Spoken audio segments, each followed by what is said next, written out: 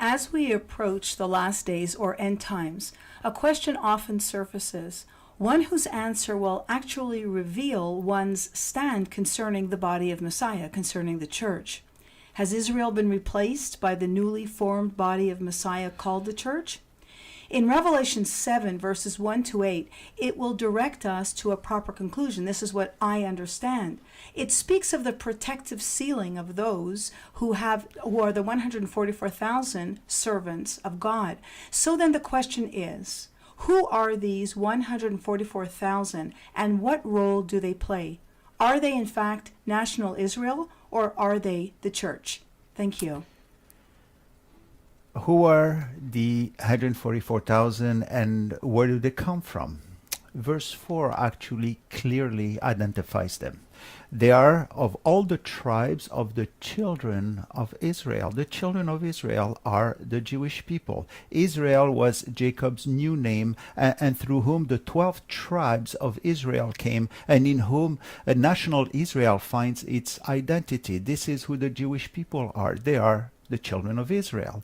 A Jew is defined, and again is defined by his ancestry, and this title, children of Israel, identifies all Jews. The church, which is a gathering of different nations, is never called the children of Israel. These words, children of Israel, are found 635 times throughout the scriptures, always referring to the descendant of Jacob through his sons. In the New Testament, they are found 14 times, always in reference to Jews and never to Gentiles.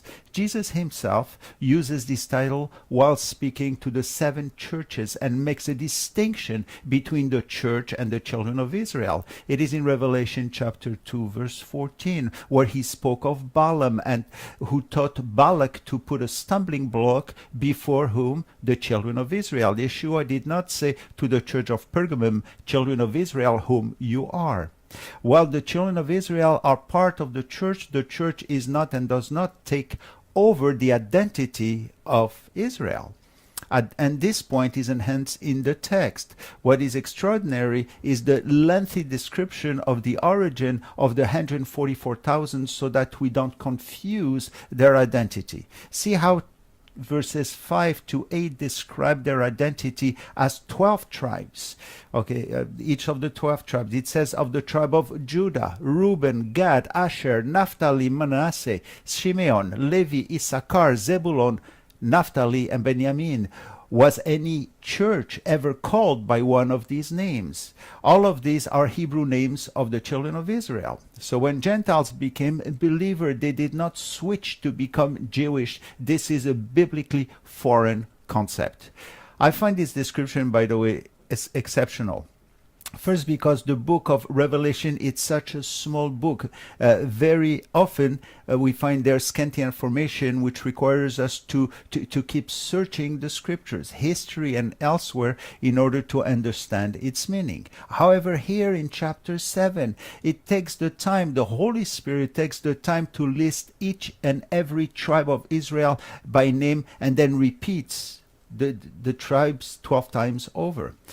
Unfortunately, today, mainstream Christianity and many Christian cults say that they are the 144,000 or that these 144,000 are Christian martyrs or the church itself. To say that the 144,000 are Gentiles came with the rise of the replacement theology, which claims that the church replaced Israel, the predominant belief which began with the church fathers. This doctrine was embraced these last 2,000 years by the Catholic Church, and now we see it growing even in the evangelical churches.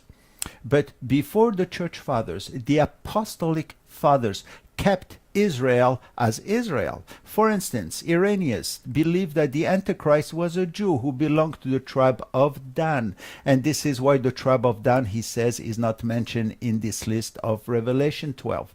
This tells us that he considered the 144,000 as Jews. With time, the nominal church pushed Israel away from the promises that scriptures still guaranteed her.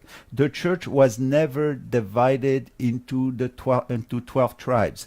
These then are a Jewish remnant that the Lord will raise up, 12,000 from each tribe of the 12 tribes, that is, of Israel. As for Dan, while they are not mentioned in this list, they are reinstituted in the Messianic time as we see them mentioned by Ezekiel in chapter 48 when he speaks about the Messianic times. One last word. Why the need of 144,000 Jews during the tribulation times? These will be there to replace the believers who would be raptured before the tribulation begins. Thus, the tribulation will be a time when Israel will finally begin its work of bringing the light to the nations. These 144,000 will be so successful that the greatest revival in history will occur during the tribulation time.